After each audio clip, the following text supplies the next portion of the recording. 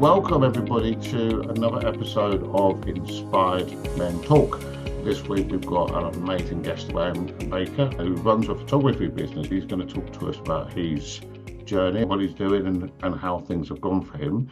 As usual, we've got a team with us. All of us are here today, so it's great to see everybody. We've got Peter, who's one of our resident practical jokers, really, from what I can tell. We've got Ben, who we never know what part of the world he's in, but he's here today. And we've got Christopher, because it's raining, he's decided to come indoors. We've got the normal group. And remember, Inspired Men Talk is about just talking about our wonderful ability to have resilience in the darkest moments. So hopefully Graham's going to give us some great insights. I'm going to hand over to Graham to introduce himself and talk about all the things he's done.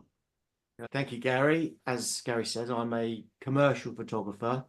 I've been full-time since 2019, and before that I was a police officer.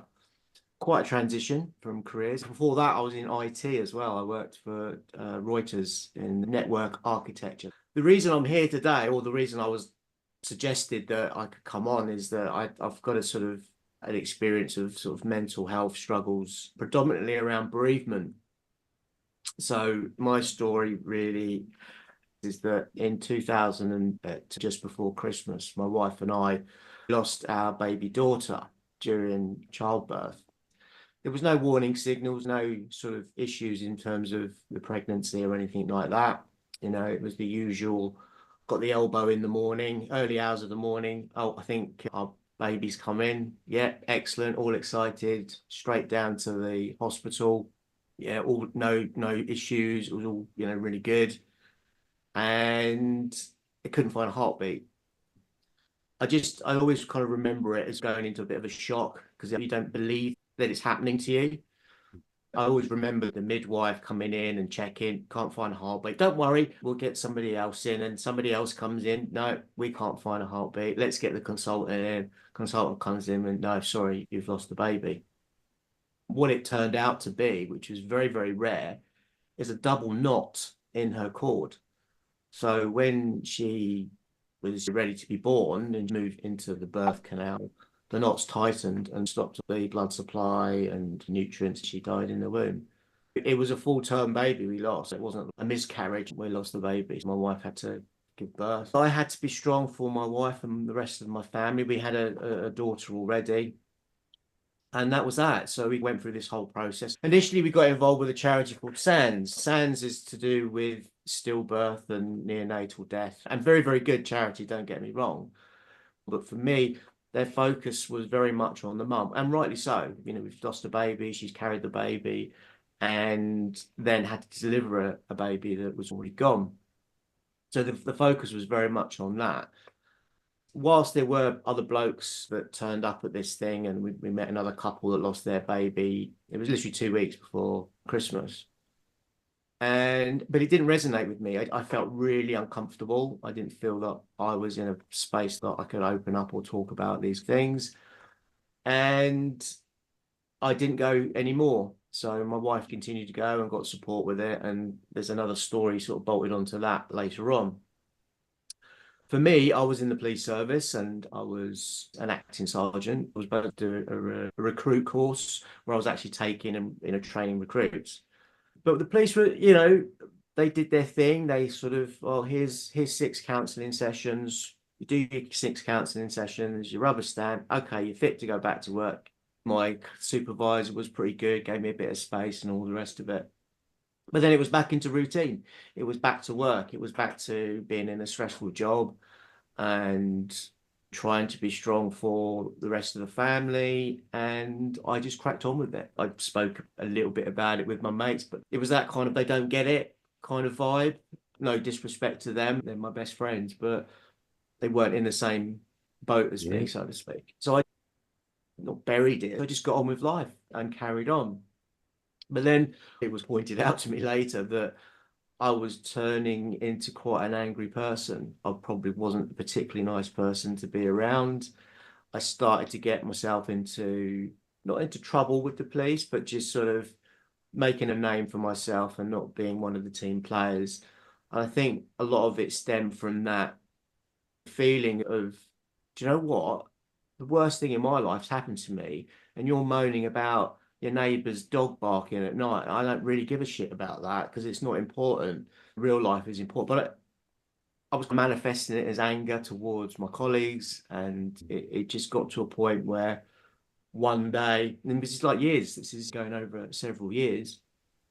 I remember doing a drugs warrant. It was my job. I'd done the research, I'd gone to court, got the warrant, and it was a fantastic job by all accounts.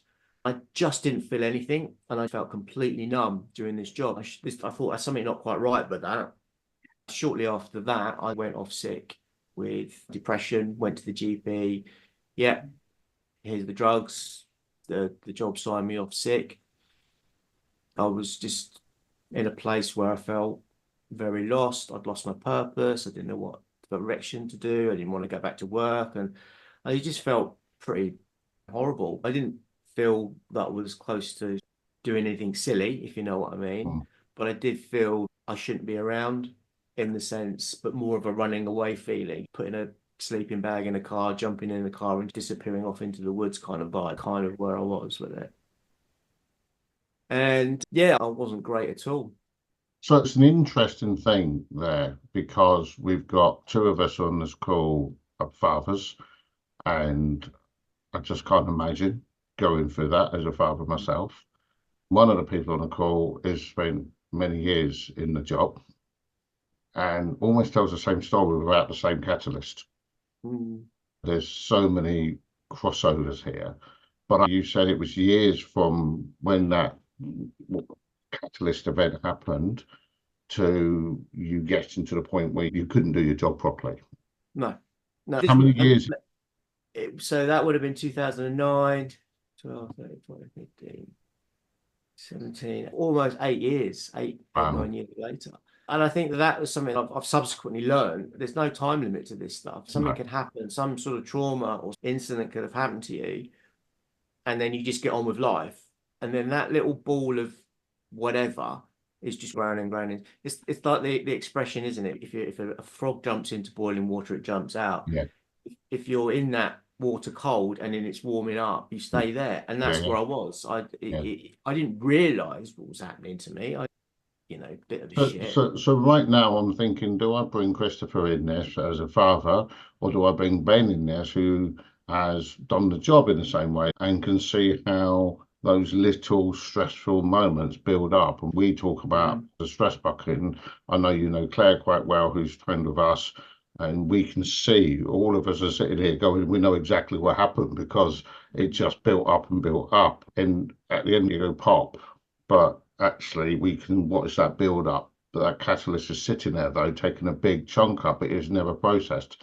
So I'm going to actually push over to Ben and see if he's got any questions. Ben, do you have anything to ask? When you were back at work, Graham, was it the expectation to just get on with it that stopped you from talking about it, or was it that you didn't want to talk about it? How did it feel for you in the job? Because we have a lot of that mentality where if you talk about your health or mental health, people don't want to listen. People just want you to come and do your bit and go home again. I'd say it's a combination of all of that. But one of the underlying feelings for me was that I was a Southeast London police officer. You work in a borough around there for a year is the equivalent of working 2 years anywhere else. No disrespect to any other, but it's a busy place and it's a stressful place. I was born and bred in South East London, so I was a Southeast governor. I was in the job, so I worked out of Luton. So I know what you're talking about. It's a busy place. It's tough. And if you bring attention to yourself that you're struggling in any form of mental struggles or anything like that, or you put yourself up as being sick, then your career's done because you get pushed aside. Graham can't handle the front line anymore. He has to go and sit in a nice cushy office where I don't want to be. I'm not saying that's true. I'm saying that's how I felt. Yeah. So by sort of putting your hand up and saying, look, do you know what? I'm really struggling here. I could do with some help. You're like, no, I don't want to appear weak. I don't want to then start getting screwed over. I'm not saying I wasn't the only person that felt that way. I think there was a lot of police officers when I was in the job that were masking their true kind of mental health struggles because they knew that if they put their hand up, that's it. they wouldn't get that next course, or they would get put into an office, which is boring, when generally people wanted to be with their teammates because that's where they felt the most comfortable. You get moved off somewhere else, and people didn't want that. That's kind of how I felt. I just got on with it. It just fell into the routine of doing work.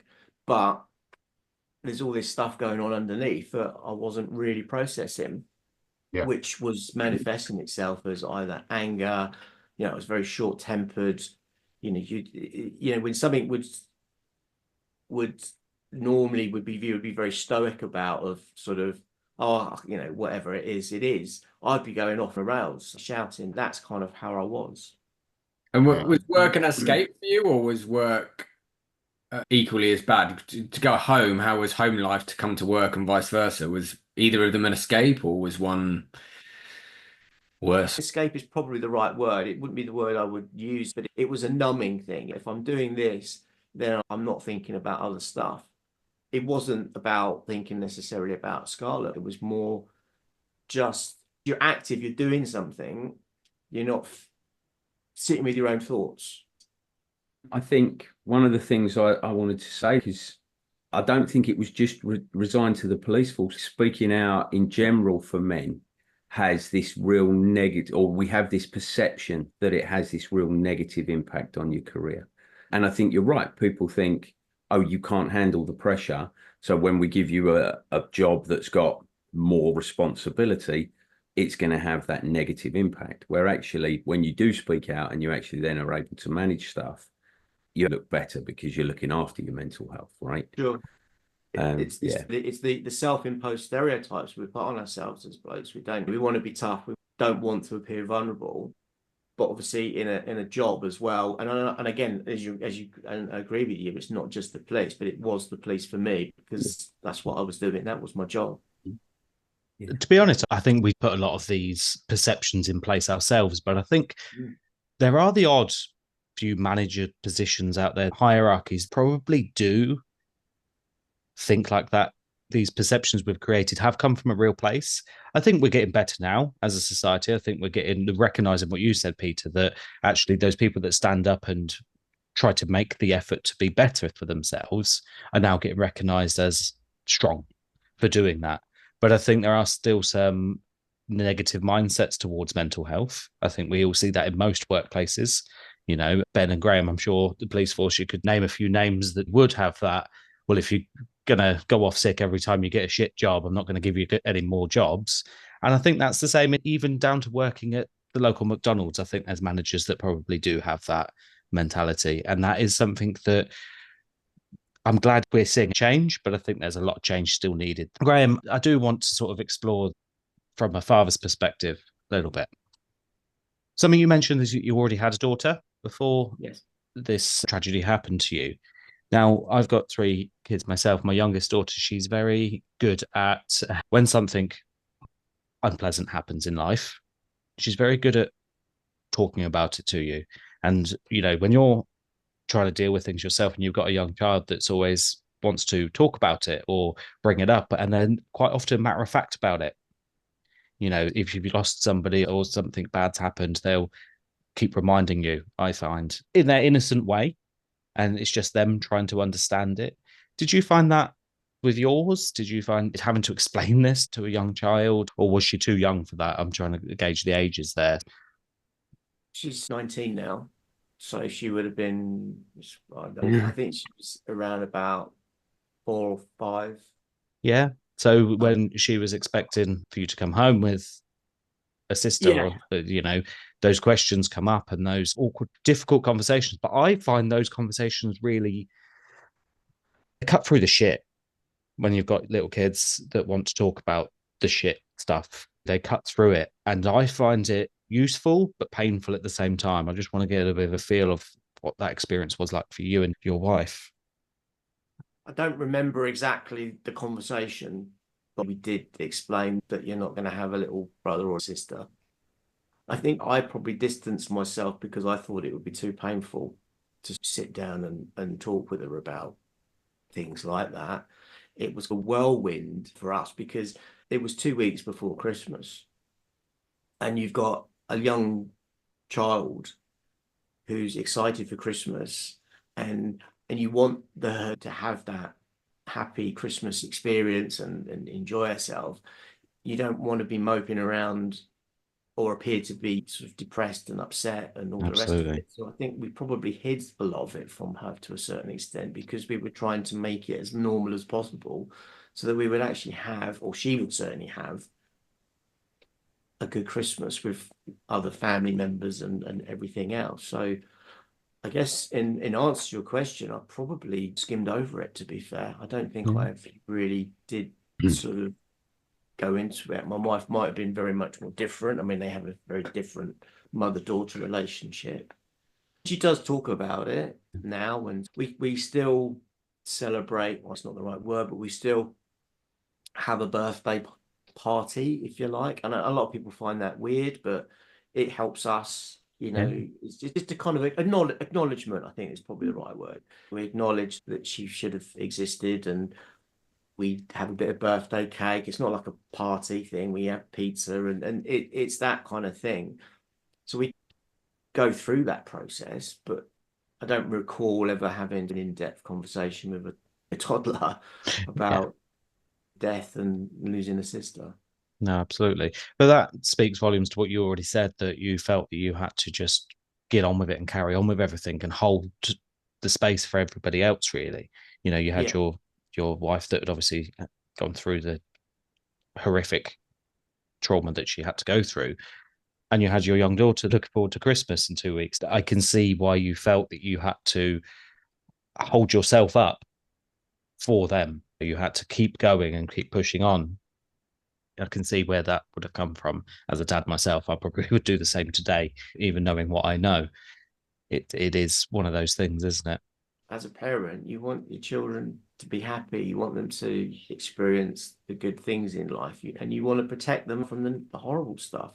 Yeah. I guess that's kind of how it was. We wanted Sydney to have a great Christmas and spend quality time with grandparents and everything else, but it was very much behind this front to protect others and to help others in what we think, not necessarily the right thing, but it's kind of what you do. Can I ask another question, which is related to that, but totally different? I remember we lost our first child, not as late on as you did. And I was really young. I was 21, 22, something like that. And it was just in case my wife lost a baby. It was never a dad thing. It was like, it's not a man's issue. I wasn't allowed to have any emotion around it or feelings around it because I'm the man. It's a wife had lost a baby. You weren't allowed to have any level of grief or trauma. And if you did, you wouldn't share that because it's your wife who's been through that trauma, not you. There was an influence of that it's like, I'm a man, I'm not allowed to share in this hardship openly with colleagues, with friends, because I haven't been where she's been. Yeah, I think there is definitely an element of that. I think it's not necessarily all external, though. I think there's that self-imposed kind of vibe as well. But it was like what I said about the sound, and please don't think that I'm no, totally get it. Because there are a lot of men that I know that have been through it and have found a fantastic support around it. It didn't fit with my position at the time, and I guess it was that vibe. It was talking to the mum first, so it wasn't necessarily blatant. It was very much talking. And how about you? It was almost like a second thought rather than being it's a togetherness thing. I'm not giving them a disservice in any shape or form because they do an amazing job. It's no different to therapy. Not every therapy is right for each person, so you pick the option. Yeah. It just wasn't. It didn't sit with me. Whether that's because of my personal beliefs or because I was a roughy-tufty police officer, I don't know, but there's probably a combination of all those different elements in there. But did that stop you getting the support you needed, whether it was an internal enforcement of men don't cry or external? So we know that one of the biggest causes of PTSD in men is childbirth. But men never get diagnosed because no man's going to walk into work on a Tuesday and go, I need a week off work because my wife's had a baby and I'm traumatized, because he'll just get laughed at. The fact that it's traumatized him is never taken into consideration by any level. Quite often you see that. So how did that impact you getting through this? That's a very good question, because it's probably something that was just parked. I didn't really think about it. In hindsight, it was my feeling, the way that the charity approached me, the way that the police approached me, the way that everybody else approached me, probably fed that kind of, well, I'm kind of second fiddle to it, so I'm just going to crack on and just get on with what I need to get on with. Absolutely. I mean, we've read your story, Graham, which is fantastic. We're talking about things that didn't work for you, but after reading your story, we know you did find something that pulled you out of that after being signed off sick, work, with depression. You did eventually find that thing that helped you. I think it'd be great just to share that. Sure. So fast forward, I was off sick. To be fair to the police, they did give another 6 sessions of counselling, and it helped. I'm not saying that it didn't. I would say that it probably wasn't enough. And again, not a disservice to the Met or any other kind of police services, is that it felt almost like a lip service to, yes, we look after our staff, here's a tick in the box. I'm not saying that's true, but that's how I felt. They didn't really pay attention, they didn't really help. They kind of offered certain amounts of help. It probably wasn't enough, but that's not saying it was bad. That's what I'm getting at. Years before that, I used to be in a reservist. I was in the Territorial Army, so I always had an interest in the military. I was watching the TV series SAS Who Dares Wins, and I followed them on social media. One day I saw this post saying that 2 of the contestants from who in previous series had been on the show were putting together this kind of support group, this sort of charity, if you like, to support men who've struggled to deal with loss and bereavement in particular, were struggling mentally and needed a kind of a safe approach to it. And I showed it to my wife, Sam, and she said the first thing is that you need to do that. At the time, I was overweight and struggling with my health in terms of, I was fat at the end of the day. And basically the whole, all it said was, we're looking for some men, we're putting together this new support group, a charity, and we're going to meet up, go for a walk, and that's it. There's no kind of hidden agendas. There's no pressure to talk. There's no pressure to do anything. All it is just a group of people who've lost and have struggled with it. So went onto the link, filled the form in, and I got accepted to go on this very first weekend in Wales. Considering I'm Southeast London, it's not exactly an easy place to get to. And I think that caused me a lot of stress. I even remember driving up to it, and when you get to like the services, and then you come off the services, you go around the roundabout, you go across the bridge, and then you go around the roundabout as if you're going to go back down there. I did that probably 2 or 3 times, and I just nearly came home. But so what happened is that you just turned up. It's just a group of parents. You don't know anybody. They don't know anything. There's no pressure. It's just a group of blokes. They deliberately didn't tell you anything. It was a kind of, we're just going to go for a walk on the Saturday, and then we're going to do something fun on the Sunday. We didn't know anything else. It was all a bit overwhelming, to be fair. So we had a couple of drinks. Actually, I remember not drinking. It was all very stifled chit chat. Nobody really knew what was going on. And then the next morning, we were in a large tent. We did a hike to the top of Snowdon. And I know it sounds really weird, but when I tell people this, they sort of look at your face and like, what? Just climbing up a hill is going to help your mental health? And I says, yes, but you have to kind of understand what the process is. And there was no pressure to talk to anybody, and you just walked. Little conversations happen, especially from a bloke perspective. You're not face to face with anyone. You've got someone going in the same direction, standing next to you. You're not necessarily looking them in the eye when you start to talk, and you just start chatting about all sorts of things, where you're from, what you do, all of that kind of stuff. But then this process, it just kind of slowly develops, and you end up start talking about your stories. You start talking about the losses, why they're there, why I was there. And I was hanging. Pardon the expression, I was blowing out my ass quite a lot up that mountain. But it was the supportiveness, like, come on, keep it going, one foot in front of the other. So there was that. And then there was other times when other guys were struggling. So it was this kind of banter almost kind of developed on this process of climbing the mountain. I mean, look at it as a metaphor. A group of people coming together, you're going through a challenging event. Through that process, you get rewarded by making new friends and conversation and starting to open up. And that's when it all happens, is you can start talking to people and you realize you're not alone.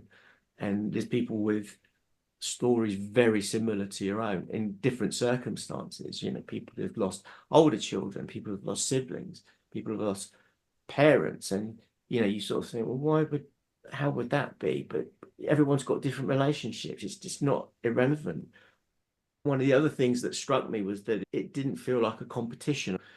It wasn't that, well, my loss is worse than your loss. It's loss, full stop, and how people have struggled with it, how people have gone on to depression, people have literally come close to ending it because they'd lost loved ones.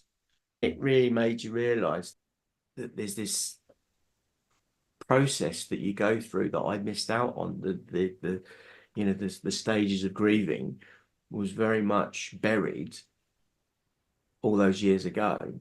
And that's why I turned into this kind of bit of a mess, so to speak. I think that process was what worked. And I call it the reset, the big reset for me. Just, it gave me the point to pause, look at what I wanted, look at my life, look at what made me happy. I reset my life by just walking up a hill. Well, it's a mountain effect, but it's that process of doing it. And then this community formed, and we did something fun on the Sunday. We went zip wiring, and it just became this outlet to be yourself in front of a bunch of other people. You could be vulnerable. You could still hide it if you wanted to, but there was no pressure at all. And I think that's the beauty of it. It feels like you're giving yourself permission to enjoy yourself again. That first day is essential to get to grips with whatever you need to with the people you're with and the things you've got to set out. And that second day is, well, I've done that now. I can actually remember what it is to enjoy my life again. It sounds like a really good setup. And one thing you said that I relate to is that walking side by side, not having to look each other in the face, opens up that opportunity to talk. I am a big believer that I've been a landscaper for many years, working in vans most of my life. And those long drives when you've got two blokey blokes in a van looking forward are when the deepest conversations happen. I'm a firm believer of that. I think that's a fantastic setup. Yeah, 100%. I couldn't agree more with you. It gives you that, and I hate the expression safe space, but that's what it is. It gives you that opportunity to not feel embarrassed or worried about what the other person's thinking. They understand what you're going through because they're going, or they don't know that until the end. If that, you sort of like, I didn't realize they got it, if that makes sense. Do you feel like because you was on that weekend and you'd done a little bit of research, you'd seen they were doing it, you've watched different levels of it, and then you went on that weekend, but everybody there had been through some form of loss? Yes.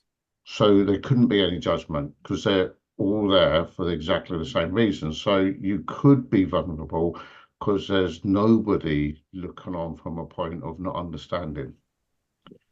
You didn't feel judged. There's no judgment because they're all living in the glass house at that point. Yeah, no, it's so true. I get asked often, well, how does that work? How can that reset your life just climbing up a bloody mountain? Well, it does. It worked for me, and it works for everyone else that was there, and all the subsequent weekends that the charity's gone on to do.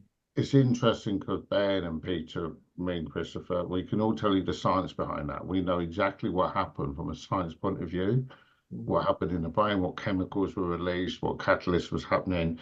But actually, we can talk to science all day. It's going to come from, I've experienced this and this is what happened. I mean, that processing, what you didn't do until then, I know that Ben and Peter can tell you, well, that's because you never had the opportunity to process it because you went into another stressful job. You had to deal with this, you had to deal with that. So we can tell you what's happened, but actually you got to that point where you went, just got to let it all out.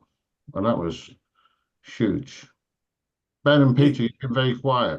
Great, but looking at your story, have you got a young son as well? Yes, so we weren't going to. I think the trauma of losing Scarlett, literally straight after it was a case of I can't go through that again. Just can't. How did you get over that? Well, it was about 6 months afterwards. We had this weird moment where we had to get rid of a lot of things. And I've got this kind of vivid memory of when we got back from the hospital, literally taking the baby bath straight down to the charity shop. Long story short, we said, we just can't do that. We can't deal with that kind of trauma, the thought of going all that period of time and not getting the prize at the end of it. Then about 6 months later, Sam, my wife, just burst into tears one day and said, I can't do it. I can't not have a little brother or sister for Sydney. She had a brother, older brother and stuff. So I think it was that kind of, she just wanted to make, have, it wasn't about we want another child to compensate anything. It was more about we want Sydney to have that sibling relationship, have a little brother or a little sister. So Sam got pregnant again. That was probably even worse at the time because of the stress of going through that period of not knowing we're going to win the prize at the end of the 9 months, if you like. And it was a very, very scary time and very hugely stressful. I'm still in the job. I'm still working as a police officer, and all the stress on Sam as well, thinking about everything. And then what happened, and this is where a lot of people just go, what?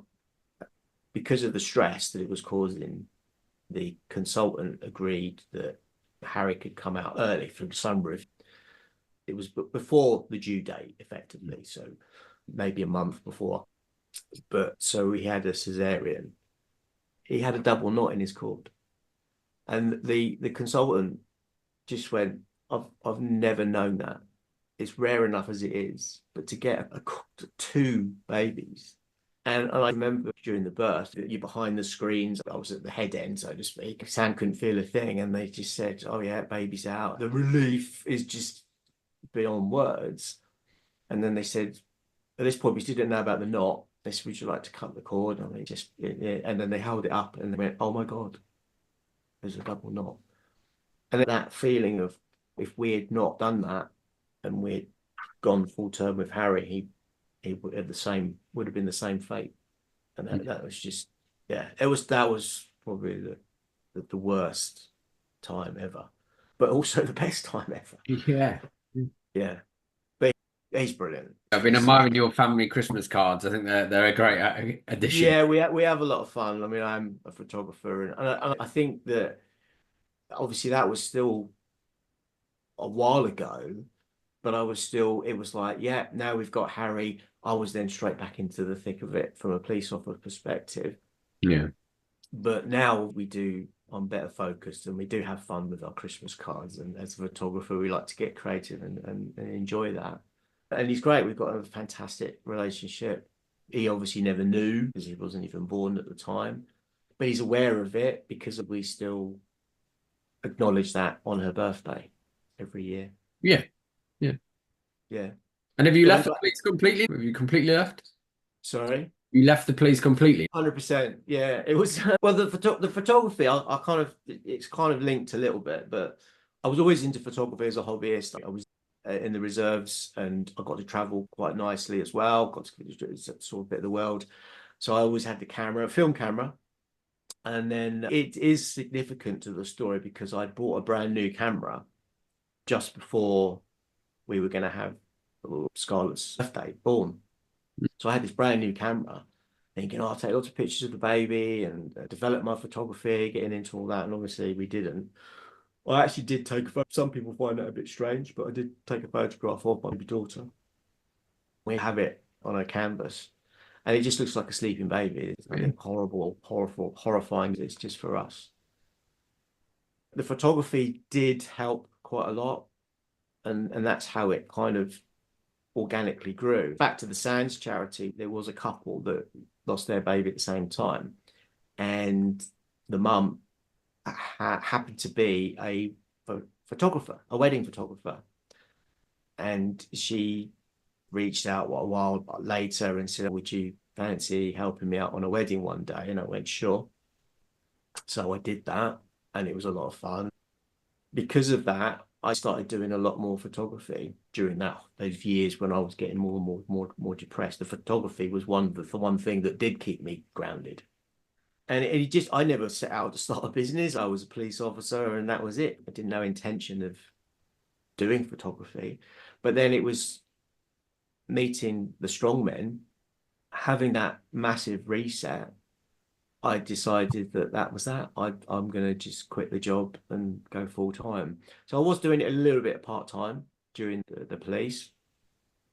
And I think if you're a police officer, you'll know that, or ex-police or whatever, you'd know that if you earn any kind of money outside of the job, you have to declare it as a business interest. And I think that made it real by doing that. And then everyone said I was mad. But by that point, I got involved with the Strong Men charity. I found my purpose again. I was like, no, I'm not going to waste another minute working and staying in a toxic environment. Toxic for me, that is. Yeah. I need to go and do what I needed to do. It wasn't great timing, though, because a year later we went into COVID, which was pretty tough as a photographer when you have to be in the company of others to take their photos. But I'm still going and doing quite well. So excellent. Amazing. I also take a lot of comfort from that out of all of that trauma, all those shitty times and everything else, I've still got this kind of positive thing that's developed from it. Yeah. Pardon the pun, developed, but I can take comfort that out of a tragedy, you can take some good out of it and propel that forward. So I now get to work from home. I get to work with amazing people and spend more time with my family. That is more important to me than it was being in the police service. Yeah. Thank you so much for sharing your story, because it's amazing. On the website, you talk about manning the phones for the peer support that strong men offer. Talk to us a little bit about that, please, Graham. So I think when I've discovered the Strong Men charity, and I went on this walk, I just fell in love with it. It was, and I say it with a sense of humor, is that it's not woo-woo. It's not like, oh, we're all going to have a hug and sit, and it's not like that. It's quite blokey, and it was my vibe. So I wanted to give back. That's why I don't mind sharing my story. If one person hears it and it makes them go, actually, that sounds like me, I can then make the strength to step out and get help, whether it be strongmen or another charity or counselling, it doesn't matter. Then I've done a service, haven't I? I've given back, and it's cathartic. One of the things that started because of COVID was that they couldn't do these weekend breaks. So they started the man-to-man service, which is a telephone support. It's not counselling. So I volunteered for it. I do like 6 sessions with somebody. So it's just a kind of a phone. I'll ring them up once a week and we just chat about anything and everything. If they want to talk about their story, they can. If they don't have to. You listen to other people, you chat, and you give them the same vibe of me walking up a hill with somebody next to me, not looking at my face. That's the kind of the transition on the phone. You know, I'm working with someone who's up north somewhere. It doesn't matter. Yeah. We can have a chat, and through that, it's just as cathartic. You feel a sense of good for doing something to support somebody else. But when you're hearing those stories, it brings it back up for you as well. It's just another little way of processing it. So by doing it, I'm actually helping myself to a certain extent, as well as helping others. I've seen so many guys do that. They go on these weekends and then they chomp at the bit to volunteer and help others because they see the benefit, and you feel the benefit, as I did. So what I really like is your number one tip for anyone who's gone through any sort of crisis of how they might actually help themselves. It's going to be, it's going to be, what's the word? Cliche. Find someone that you can talk to, or find an organization, find someone that works for you. I've been to counselling. I've been to the Sands charity. They didn't resonate with me. So I thought, well, that's life then. I've got to get on with stuff. It was only when I found something that did resonate with me that I realised how much time I'd wasted by not actually just reaching out and asking for help. Don't be afraid to be vulnerable in front of others, because that vulnerability is a strength in itself, I think. Gary just said to finish up, I wanted to mention something. I think it's a nice point to finish on, that not only are you really involved in the charity that helped you, but your wife is as well. Your wife's involved with the Sands, I believe. Is that right?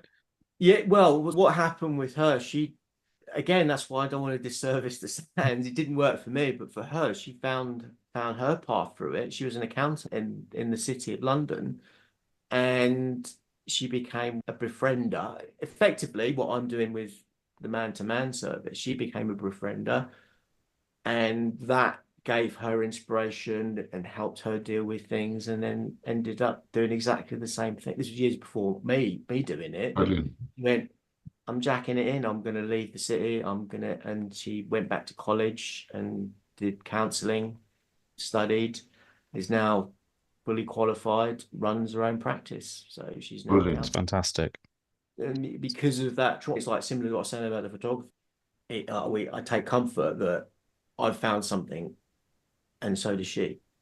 Completely different things, but it's what worked for her and what didn't work for me. Yeah. The takeaway that I get from this is that not everything works for everyone, and you have to keep trying.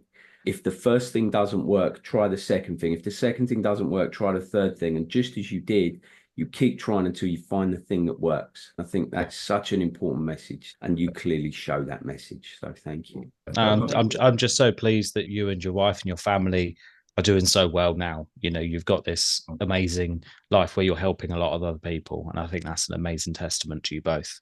No, thank you. It's absolutely. strong men saved my life is probably a bit strong, but they certainly helped me reset and find my purpose again.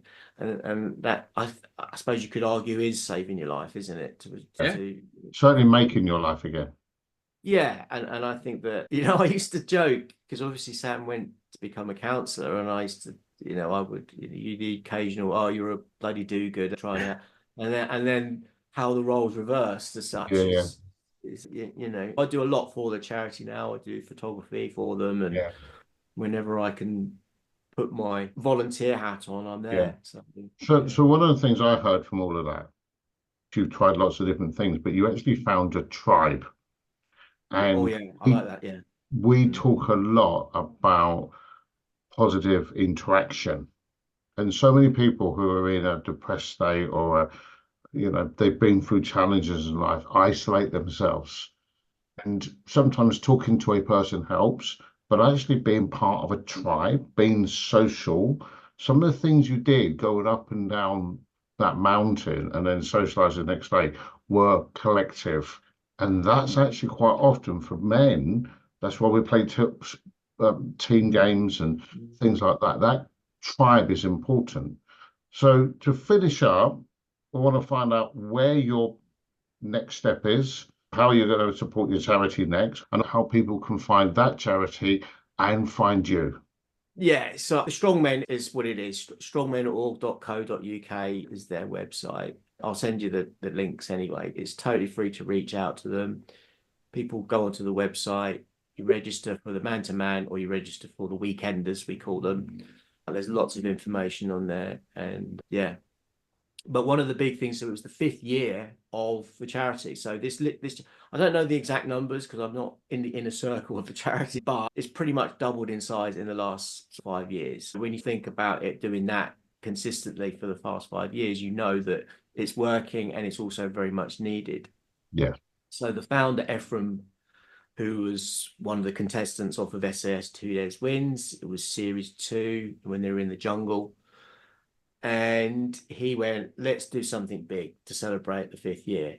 And obviously it's got to be something to do with a mountain. So he said Kilimanjaro as the target to raise money, raise awareness, and all the rest of it.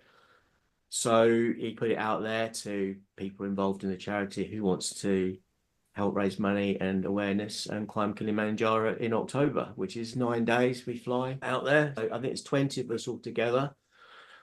Everyone has either, all the guys have definitely all been through it. There's a couple of support people as well with us.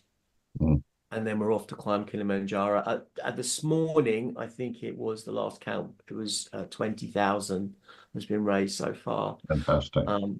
So that's really good. And we want a lot more to raise. It's quite expensive running the weekenders, as I understand it.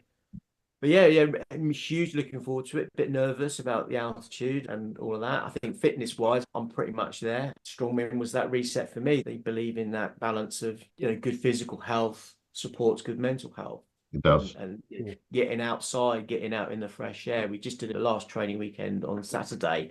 I was in the Brecon Beacons, running up and down Penifan. It was horrible weather. Yes. But it was invigorating, and when you in those open spaces, it works.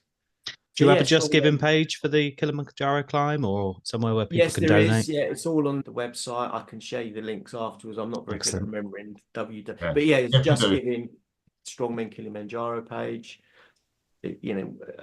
How can people connect with you? Me, from a business perspective, I'm pretty much everywhere on social media. Graham Baker Photography. My handle is Graham Baker GBP. Yeah. Pretty much all the platforms as well, so Instagram and stuff like that. Connect with me, follow me. I don't just post my work. I do talk a lot about my involvement with strongmen and raising awareness for it. Brilliant. Fantastic. So thank you so much for sharing. I'm sure the guys would like to say thank you as well. Yeah, absolutely. Thank you, Graham. I think you and your wife are both a testament to coming out the other side and making a real difference. So thank you for coming on today. No, thank you. Thank you for sharing something quite personal, but being open and honest, which hopefully, even if it's just one other person out there who hears it and it helps them, is worthwhile. I couldn't agree more. That's why I do it. Yeah, thank you so much, Graham. Beautiful story, and I'm so pleased that things have moved forward for you. Thank you. Thank you. So just to finish off, good luck with Kilimanjaro. Would love to at least have you right up on our wall on Facebook when you get back of how well it went, or even maybe come on and just tell us how you went. We'll put the information on the post we do. So we look forward to hearing how you're done. So thank you very much. I'm looking forward to sharing the story when I get back. Hopefully it's a positive one.